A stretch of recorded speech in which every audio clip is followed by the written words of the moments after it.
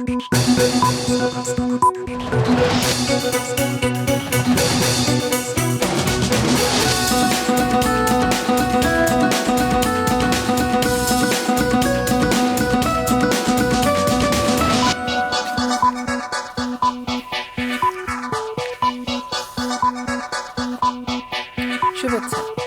সবাইকে স্বাগত সন্ধ্যার মাছরাঙার সংবাদে আপনাদের সঙ্গে আছি আমি সাবরিনা হাসনাত।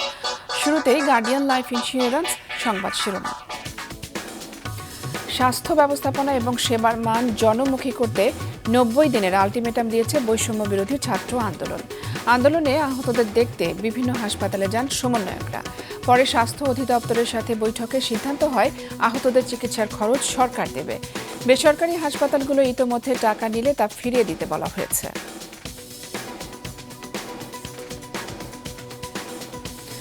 দেশে অবাধ ও সুষ্ঠু নির্বাচনের জন্য অন্তর্বর্তী সরকার বদ্ধপরিকর বলে জানিয়েছেন প্রধান উপদেষ্টা ডক্টর মোহাম্মদ ইউনূস। নয়াদিল্লিতে এক সম্মেলনে অনলাইনে অংশ নিয়ে বৈষম্য দূর করে সমতার অর্থনীতির ভিত্তি রচনার কথা বলেন তিনি। এ সময় নরেন্দ্র মোদীকে বাংলাদেশ সফরের আমন্ত্রণ জানান ইউনূস। টেকসই উন্নয়নের জন্য একসাথে কাজ করার আহ্বান জানান মোদী। এবং বিডিআর বিদ্রোহে ষড়যন্ত্র কারা করেছিল সেটি জানতে চায় শহীদ পরিবারের স্বজনরা। এই ঘটনায় আন্তর্জাতিক চক্রান্ত রয়েছে বলেও তাদের দাবি। রাজধানীতে আজ এক সংবাদ সম্মেলনে নারকীয় এই হত্যাযজ্ঞের বিষয়ে যেসব তদন্ত হয়েছিল তা প্রকাশের দাবি জানান তারা।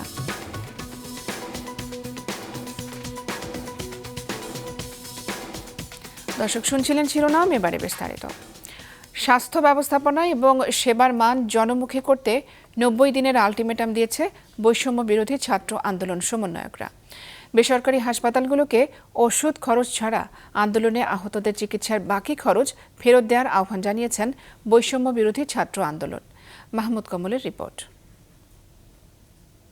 জাতিসংঘের হিসেবে দেশের শিক্ষার্থীদের সাম্প্রতিক আন্দোলনে নিহতের সংখ্যা 600 ছাড়িয়েছে। আহত হয়েছেন কয়েক হাজার মানুষ।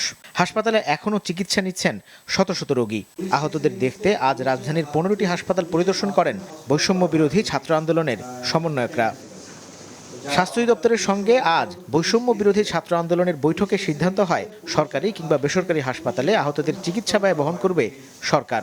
আর এর মধ্যে যারা বেসরকারি হাসপাতালে চিকিৎসা নিয়েছেন তাদের কাছ থেকে নেওয়া অর্থ ফেরত দেওয়ার আহ্বান জানানো হয়। আন্দোলনকারী যারা রয়েছে ঢাকার হোক ঢাকার বাইরের হোক, সকলের এই চিকিৎসা ফিটি যেন মওকুফ করা হয়, কিংবা যদি সেখানে কোনো পেমেন্ট করা প্রয়োজন হয় সেটি যেন রাষ্ট্র সেই দায়িত্বটি নেয়।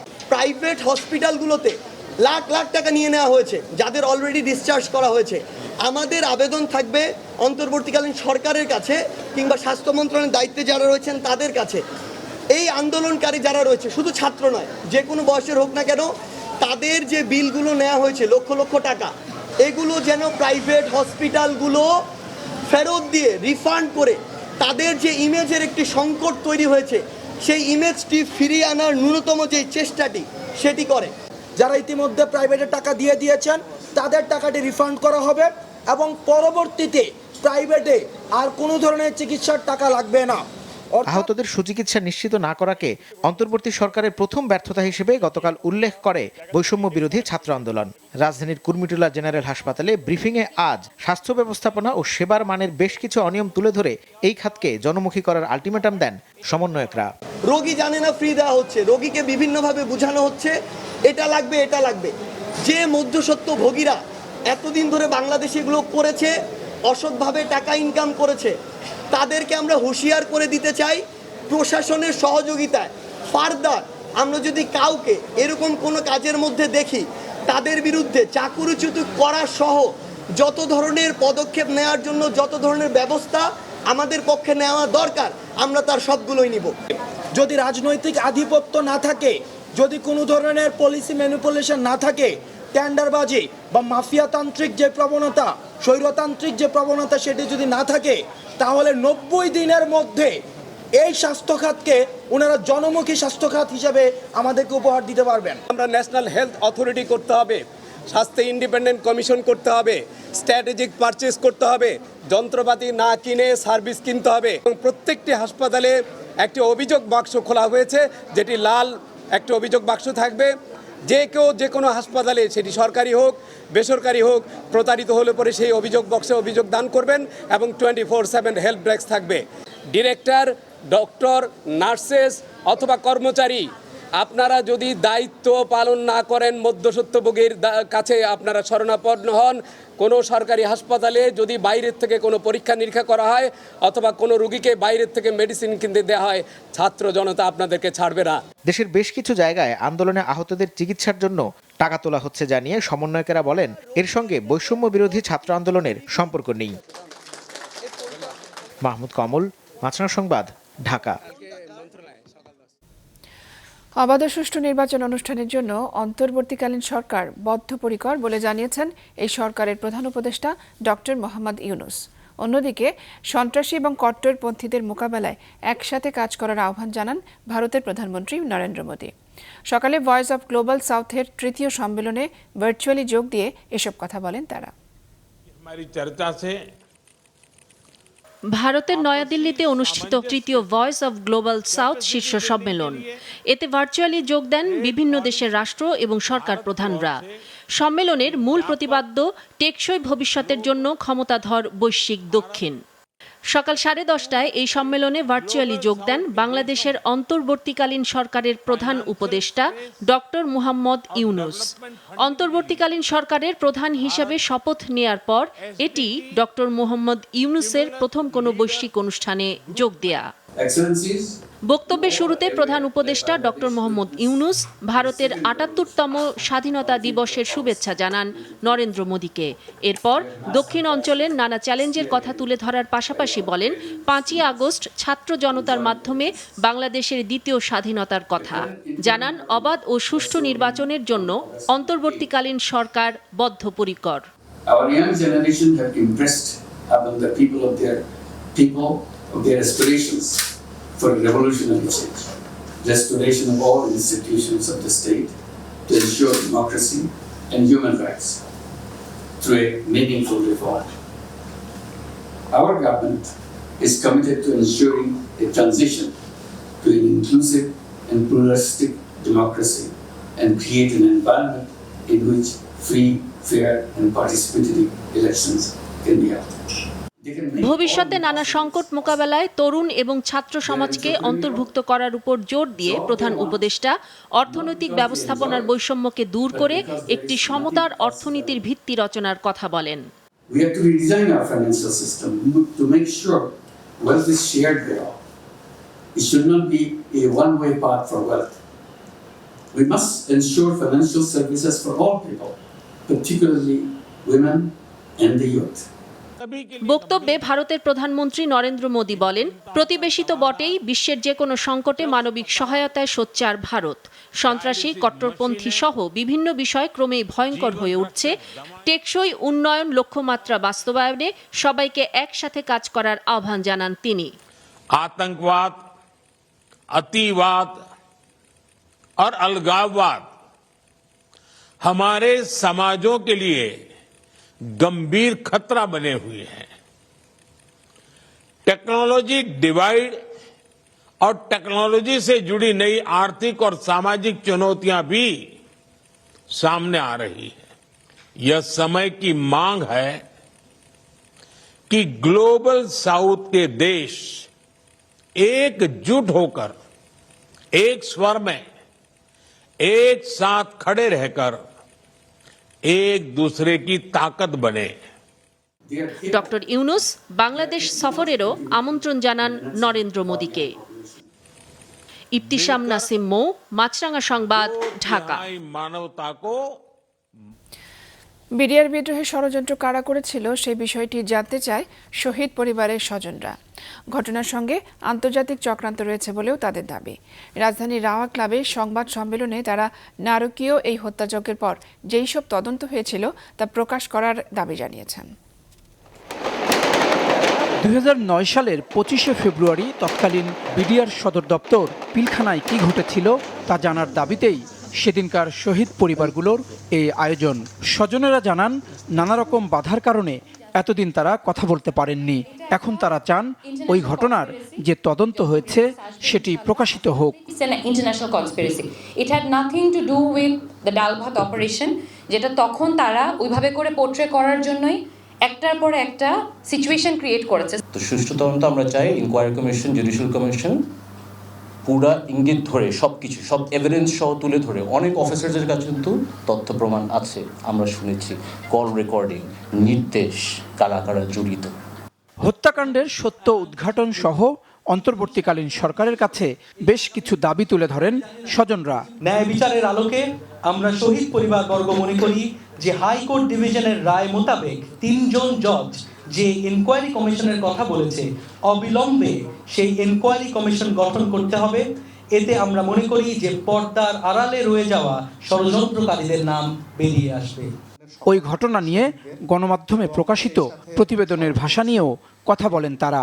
তাদের দাবি, একে বিদ্রোহ না বলে হত্যাকাণ্ড বলতে হবে। আপনারা কখনো বিডিআর বিদ্রোহ কথাটা লিখবেন না, এটা কোনো বিদ্রোহ ছিল না। এটা খুব পরিষ্কারভাবে এখন বোঝা যাচ্ছে, সবাই বুঝতে পারছে, কিন্তু বারংবার এটা লেখার ফলে, বারংবার এটা বলার ফলে এই হত্যাকাণ্ড শব্দটা কিন্তু হারিয়ে যাচ্ছে। আপনাদের কাছে অনুরোধ, আপনাদের কাছে আমাদের বিশ্বাস, আমাদের শ্রদ্ধাবোধ, আমাদের যে আস্থাটুকু আছে সেটুকু যেন আপনারা লিখেন, এর চেয়ে বাইরে বেশি কিছু লিখেন না। স্বজনদের দাবি, কোনোভাবেই যেন নির্দোষ জওয়ানদের সাজা দেয়া না হয়।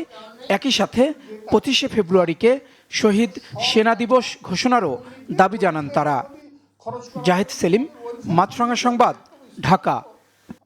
চাকরি জাতীয়করণের এক দফা দাবিতে শাহবাগ অবরোধ করে সমাবেশ করেছে স্বাধীনতা আউটসোর্সিং কর্মচারী কল্যাণ পরিষদ। এদিকে প্রাথমিক শিক্ষা ক্যাডার ঘোষণা, ক্যারিকুলাম পরিবর্তন সহ 9 দাবিতে মিরপুরে মানববন্ধন করেছেন প্রাথমিকের শিক্ষকরা। সারা দেশ থেকে আসা সরকারি বিভিন্ন দপ্তর, অধিদপ্তর ও স্বায়ত্তশাসিত প্রতিষ্ঠানে আউটসোর্স ও দৈনিক ভিত্তিতে এবং প্রকল্পে কাজ করা কর্মচারীরা সকালে শাহবাগ অবরোধ করে বিক্ষোভ করেন। তাদের অভিযোগ, বছরের পর বছর ধরে কাজ করলেও চাকরি স্থায়ী হয় না।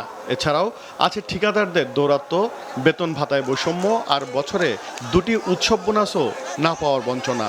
5 মাস 7 মাস যদি বেতন না পাই, আমরা আমাদের পরিবার পরিজন নিয়ে, মা বাবা এবং সন্তানদের নিয়ে আমরা কিভাবে বাঁচবো? ঠিকাদারের মাধ্যমে আউটসোর্সিং নিয়োগ দেওয়া হয়, সেখানে ঠিকাদাররা অনিয়ম করে তাদের বেনিফিট পায়, কিন্তু যারা কর্মচারী চাকরি করে তাদের বেনিফিট নাই। বছরের কোনো ভাতা নাই, কোনো কিছু নাই। আমাদের একটা লোক মারা গেলে, আমার বাবা মা মারা গেলে আমাদের কোনো ছুটি নাই। এমন পরিস্থিতিতে তাদের আশা, নতুন অন্তর্বর্তীকালীন সরকার তাদের দাবি মেনে চাকরি জাতীয়করণ করে দূর করবে সব বৈষম্য। আউটসোর্সিং কর্মচারীদের বয়স শিথিল করে চাকরি রাজস্ব খাতে স্থানান্তরকরণ করতে হবে। যে পর্যন্ত আমাদের স্থায়ী না করবে, সরকারিকরণ না করবে, এ পর্যন্ত আমরা ইনশাআল্লাহ মাঠ ছাড়বো না। আজকের মধ্যে দাবি আদায়ে কোনো আশ্বাস না পেলে কাল থেকে আরও কঠোর আন্দোলনের হুঁশিয়ার দেওয়া হয় স্বাধীনতা আউটসোর্সিং কর্মচারী কল্যাণ পরিষদের পক্ষ থেকে। কাল থেকে দেখবেন সিনেমা। পরে তাদের একটি প্রতিনিধি দল প্রধান উপদেষ্টার সাথে দেখা করে দাবি তুলে ধরলে তা পূরণের আশ্বাস পান। এদিকে শতভাগ পদোন্নতির বিধান রেখে প্রাথমিক শিক্ষা ক্যাডার ঘোষণা, প্রাথমিক শিক্ষার কারিকুলাম পরিবর্তন ও শিক্ষকদের আন্তর্জাতিক মানের প্রশিক্ষণ সহ 9 দাবিতে মিরপুরে প্রাথমিক শিক্ষা অধিদপ্তরের সামনে মানববন্ধন করেছে প্রাথমিকের শিক্ষকরা। প্রাথমিক শিক্ষার যে কারিকুলাম আছে, সেই কারিকুলামটি জনবিচ্ছিন্ন এবং সর্বজন গ্রহণযোগ্যতা পায়নি। আমরা এই কারিকুলামের বাতিল চাই। সর্বোচ্চ পর্যায়ের কর্মকর্তা পর্যন্ত যেন একজন সহকারী শিক্ষক যেতে পারে, সেই পদটি আপনারা উন্মুক্ত করার ব্যবস্থা করে দেন। দাবি আদায় না হলে আগামীতে আরও বড় কর্মসূচি দেওয়ার হুঁশিয়ারি দিয়েছেন তারা। ওবায়দুল কবির, মাছরাঙা সংবাদ, ঢাকা। রাজধানীতে সব ট্রাফিক সিগন্যালে কাজ শুরু করেছেন বেশিরভাগ ট্রাফিক পুলিশ। তাই অধিকাংশ জায়গায় ট্রাফিকের দায়িত্ব পালন থেকে সরে গেছে শিক্ষার্থীরা। প্রস্তুতি নিচ্ছে কাল থেকে শিক্ষা প্রতিষ্ঠানে ক্লাসে ফেরার। মাসেক রাহাতের রিপোর্ট। কেউ সড়কের পাশে দেয়াল ও পিলারে নানা ধরনের স্লোগান লেখার পাশাপাশি আঁকছেন গ্রাফিতি, কেউ করছেন সড়ক পরিচ্ছন্নতার কাজ, কেউ আবার বৃক্ষরোপণে ব্যস্ত। সকাল থেকে রাজধানীর গুরুত্বপূর্ণ ট্রাফিক সিগন্যালের আশেপাশে এভাবেই দেখা গেছে শিক্ষার্থীদের। রাজধানীর অধিকাংশ ট্রাফিক সিগন্যালে পুলিশ কাজ শুরু করায় বেশিরভাগ সিগন্যাল থেকে সরে গেছেন ছাত্রছাত্রীরা। আমরা ট্রাফিকে কাজ করছি না, কারণ অলরেডি ট্রাফিক পুলিশ নামিয়ে দিয়ে দেওয়া হয়েছে। আজকে আমাদের কোনো স্টুডেন্ট ট্রাফিকের দায়িত্বে নেই, বাট আমাদের গ্রাফিতির কিছু কাজ ছিল, কিছু কাজ বাকি ছিল, যেটা আমরা বিগত কয়েকদিনে করতে পারিনি। আমাদের এই আর্টটা কমপ্লিট করেই আমরা স্বাভাবিক আমাদের পড়াশোনা চলে যেতে পারি। যেহেতু এখন ট্রাফিক পুলিশরা এসেছেন, আমরা সেই জায়গাটা থেকে এখন ট্রি প্লান্টেশনে কাজ করছি। টানা 11 দিন পর রাজধানীর সবগুলো সিগন্যালে পুরোদমে কাজ করছেন ট্রাফিক পুলিশ সদস্যরা। তবে বিআরটি এর সার্ভার চালু না হওয়ায় বন্ধ রয়েছে মামলা। আমরা রাস্তায় সবাই ডিউটি করতেছি, সুন্দরভাবে ডিউটি করতেছি, কোনো সমস্যা নাই, কোনো আমাদের ভয় ভীতিও নাই। আমরা সুষ্ঠুভাবে আগে যেভাবে ডিউটি করতেছি সেভাবে ডিউটি করছি। এখন পর্যন্ত আমরা জরিমানা শুরু হয় নাই, যতটুকু আপনারাও জানেন যে আমাদের সার্ভার ডাউন বিআরটি, যার কারণে আমাদের প্রসিকিউশন হচ্ছে না আপাতত। মানিক মিয়া এভিনিউ সিগন্যালে পুলিশ বক্সের পাশে অবস্থান নিয়ে ট্রাফিক পুলিশের কাজ পর্যবেক্ষণ করতে দেখা গেছে কিছু শিক্ষার্থীকে। আমরা দেখতে চাচ্ছি যে আমরা যেভাবে কাজগুলো করেছি, সুন্দরভাবে করেছি, ওইটা এখন কন্ট্রোল হচ্ছে কিনা। কাল থেকে খুলছে বিশ্ববিদ্যালয় সহ সব শিক্ষা প্রতিষ্ঠান। শিক্ষার্থীরা জানান তারাও ক্লাসে ফেরার প্রস্তুতি নিচ্ছে। মাশরুক রাহাত, মাছরাঙ্গা সংবাদ, ঢাকা। লঘুচাপের প্রভাবে খুলনা, বরিশাল এবং চট্টগ্রাম বিভাগে ভারী থেকে অতি ভারী বৃষ্টির পূর্বাভাস দিয়েছে আবহাওয়া বিভাগ। বৃহস্পতিবার থেকে সারা দেশে থেমে থেমে বৃষ্টি হচ্ছে। ক্রমেই বাড়ছে এর তীব্রতা, যা 23 আগস্ট পর্যন্ত অব্যাহত থাকবে বলে জানিয়েছে আবহাওয়া বিভাগ। সেই সাথে চট্টগ্রামে পার্বত্য অঞ্চলে ভূমিধসের আশঙ্কাও রয়েছে। পাশাপাশি লঘুচাপের প্রভাবে উত্তর বঙ্গোপসাগর উপকূলীয় এলাকা এবং সমুদ্র বন্দরসমূহের উপর দিয়ে দমকা থেকে ঝোড়ো হাওয়া বয়ে যেতে পারে। তাই চট্টগ্রাম, কক্সবাজার, মোংলা এবং পায়রা বন্দরকে 3 নম্বর স্থানীয় সতর্কতা সংকেত দেখাতে বলেছে আবহাওয়া অধিদপ্তর। এবার আন্তর্জাতিক। কলকাতার আরজিকর হাসপাতালে চিকিৎসক ধর্ষণ ও হত্যার ঘটনার প্রতিবাদে আজও উত্তাল ভারত। দেশজুড়ে চিকিৎসকরা আজ কর্মবিরতি পালন করছেন। চলমান বিক্ষোভে চিকিৎসকদের পাশাপাশি যোগ দিয়েছেন কবি, সাহিত্যিক, অভিনয়শিল্পী এবং নানা মাধ্যমের সংস্কৃতি কর্মীরাও। সড়ক দখল করে বিক্ষোভ করছেন লাখ লাখ নারী পুরুষ। কলকাতার আরজিকর হাসপাতালে চিকিৎসক ধর্ষণ ও খুনের প্রতিবাদে জনতার স্বতঃস্ফূর্ত বিক্ষোভ ক্রমেই তীব্র হচ্ছে। জনসাধারণের পক্ষে দাঁড়িয়েছে রাজনৈতিক দলগুলো। বিরোধী দলের মাঠ দখল রুখতে কর্মসূচিতে তৃণমূল, চলে পাল্টাপাল্টি দোষারোপ। মুখ্যমন্ত্রী মমতা ব্যানার্জির পদত্যাগের দাবি ওঠায় বিজেপি, যাকে বিরোধী শিবিরের চক্রান্ত আখ্যা দিয়ে ধর্ষকদের ফাঁসির দাবিতে মিছিলে নেতৃত্ব দেন তৃণমূল নেত্রী। আগামীকাল ধর্নাসহ মঙ্গলবার পর্যন্ত দলের কর্মসূচিও ঘোষণা করেছেন তিনি। নারীর নিরাপত্তা নিশ্চিত ও দোষীদের শাস্তি নিয়ে কেবল রাজনীতি করা হলে তা মানা হবে না, এমন বক্তব্য সাধারণ প্রতিবাদীদের। রাস্তায় বিক্ষোভের মধ্যেই ভারতে চিকিৎসকদের সবচেয়ে বড় সংগঠন ইন্ডিয়ান মেডিকেল অ্যাসোসিয়েশন সকাল থেকে 24 ঘন্টার ধর্মঘট পালন করছে। তবে জরুরি রোগীদের প্রতিবাদ মঞ্চ থেকেই সেবা দেওয়া হচ্ছে। আরজিকর হাসপাতালে ধর্ষণ ও হত্যাকাণ্ড নিয়ে তদন্ত চালাচ্ছে সিবিআই। সহকর্মী সহ হাসপাতালের কয়েকজনকে সন্দেহভাজন বলে উল্লেখ করেছেন নিহত চিকিৎসকের বাবা মা। তাদের মধ্যে 30 জনকে চিহ্নিত করে এখন জিজ্ঞাসাবাদের প্রক্রিয়া চলছে। গত 9 আগস্ট উত্তর কলকাতার আরজিকর মেডিকেল কলেজ হাসপাতালের 31 বছর বয়সী ওই নারী চিকিৎসক ধর্ষণ ও খুনের শিকার হন। হাসপাতালের বিশ্রাম কক্ষে তার মরদেহ পাওয়া যায়। তার শরীরের নানা জায়গায় জখমের চিহ্ন ছিল। জাহিদুর রহমান, মাছরাঙ্গা নিউজ ডেস্ক। এবারে খেলার খবর। পাকিস্তান এ দলের বিপক্ষে 4 দিনের ম্যাচের সময় ওয়ার্ম আপ করতে গিয়ে আঙ্গুলে চোট পেয়েছেন মুশফিকুর রহিম। যদিও 21 আগস্ট থেকে শুরু হতে যাওয়া প্রথম টেস্টে খেলার আশা এই অভিজ্ঞ ব্যাটারের। I got hurt in my finger, so I didn't bat in this innings. But hopefully, I will be recovered very soon, and inshallah, I will be playing. The guys who will join from this squad will definitely be a bit more helpful, because we want to come here and do some session before the test. Other guys come, so hopefully it will benefit us. Facilities also quite great. Hopefully, the boys will learn from this, and also we will be benefited in the upcoming test matches as well. সন্ধ্যার সংবাদ শেষ করছি, তার আগে guardian life insurance সংবাদ শিরোনামগুলো জানিয়ে দিচ্ছি আরও একবার। স্বাস্থ্য ব্যবস্থাপনা ও সেবার মান জনমুখী করতে বৈষম্য বিরোধী ছাত্র আন্দোলনের 90 দিনের আলটিমেটাম, সরকারি খরচে আন্দোলনে আহতদের চিকিৎসার সিদ্ধান্ত। নির্বাচনের সুষ্ঠু পরিবেশ সৃষ্টিতে অন্তর্বর্তী সরকার বদ্ধপরিকর, বললেন ডক্টর ইউনূস। আন্তর্জাতিক সম্মেলনে অংশ নিয়ে মোদিকে বাংলাদেশে আমন্ত্রণ। এবং বিডিআর বিদ্রোহের ষড়যন্ত্রকারী কারা জানতে চায় শহীদ পরিবার ও স্বজনেরা। সংবাদ সম্মেলনে তদন্ত প্রতিবেদন প্রকাশের দাবি। এই ছিল সন্ধ্যার সংবাদে। ফেসবুকে আপডেট পেতে ভিজিট করুন মাছরাঙা টেলিভিশনের পেজে। ইউটিউব চ্যানেলেও দেখতে পারেন আমাদের সংবাদ, প্রতিবেদন এবং অনুষ্ঠান। এতক্ষণ সঙ্গে থাকার জন্য ধন্যবাদ জানিয়ে আমি সাবরিনা হাসনাত শেষ করছি সন্ধ্যার মাছরাঙা সংবাদ। এই দিন এইভাবে।